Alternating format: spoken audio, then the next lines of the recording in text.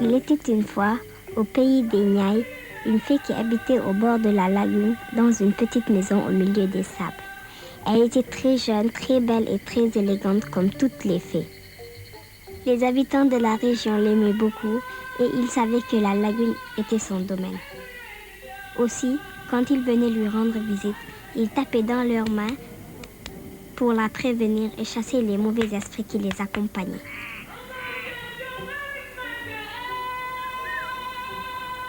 Très tôt mariée au génie de la mer, elle fut dès les premiers jours de ses noces contrainte de s'isoler pour fuir les colères de son époux.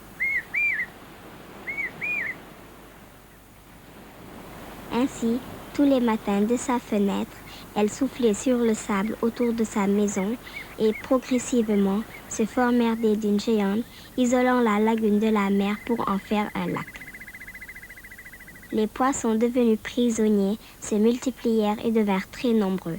Il y en avait de toutes les formes et de toutes les couleurs. La fée, qui était très coquette, portait chaque matin une robe de couleurs différentes et commandait aux poissons qui avaient la même couleur que sa robe de venir nager à la surface de l'eau, qui selon les jours devenait bleue comme le ciel, verte comme l'oasis, jaune comme le sable ou rose comme les fleurs de bougainvilliers.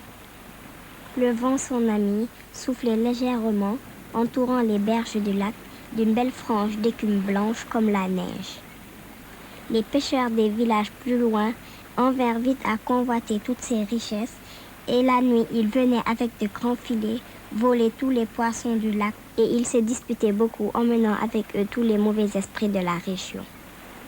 Pour arrêter tout cela et rétablir la paix, la fée, un jour qu'elle portait une robe rose, changea d'un coup de sa baguette magique l'eau douce du lac en une eau très très salée, le figeant ainsi pour toujours dans sa couleur rose.